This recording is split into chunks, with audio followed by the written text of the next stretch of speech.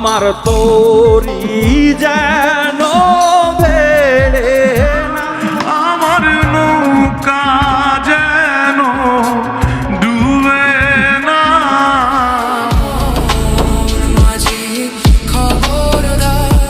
মন মাঝি খবরদার, আমার নৌকা যেন ভেড়ে না, আমার নৌকা যেন ডোবে না।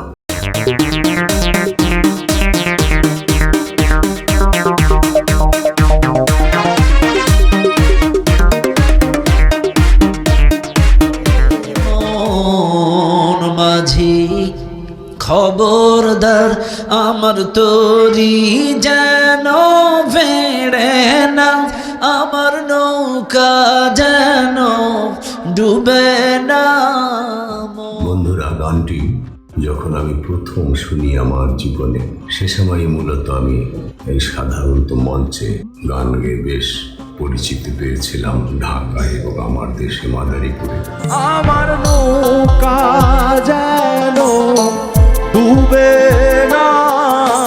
আমরা গেয়েছি মন মাঝি খবরদার, আমার তরি যেন ভেড়ে না, অর্থাৎ নৌকাকে তরি বলা হতো এবং আমি শুনেছি অনেক শিল্পীর কণ্ঠ। কিন্তু সম্প্রতি গানটি প্রজন্মের শিল্পীরা অনেকেই গাইছেন, তারা এই তরিকে নৌকা বলছেন।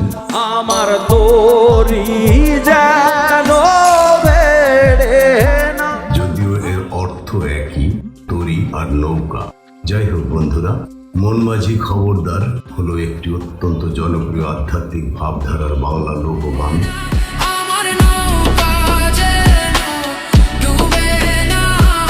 গানটি মূলত দেহতত্ত্বের উপর ভিত্তি করে রচিত, যেখানে মানুষের নশ্বর দেহকে একটি নৌকা এবং মানুষের মনকে সেই নৌকার মাঝি হিসেবে রূপক অর্থে তুলনা করা হয়েছে। আমার নৌকা যেন ডুবে না। গানের ইতিহাস ও উৎস।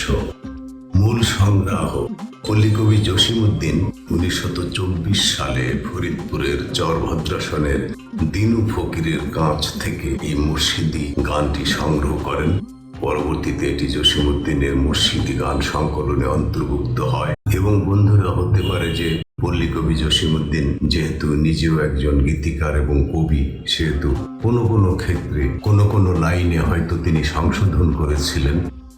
ও আধুনিক প্রচার, এটি একটি ঐতিহ্যবাহী লোকসুর হলেও বিভিন্ন সময়ে অনেক গুণী শিল্পী সুর ও প্রচারণায় অবদান রেখেছেন এবং কোনো কোনো শিল্পী কোনো কোনো জায়গায় সুরের একটু এদিক সেদিক করে মজা করে নিজস্ব ভঙ্গিতে গাইতে গিয়ে কিছুটা রদবদলও করেছেন।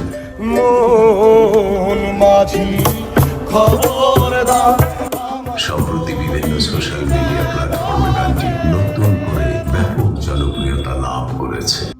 বিশেষ করে বাউল রানী, ডিজে, অত্যন্ত মিষ্টি মেয়ে জুলেখা সরকার এবং অন্যতম গানের পাগল গামছা পলাশও গেয়েছেন গানটি।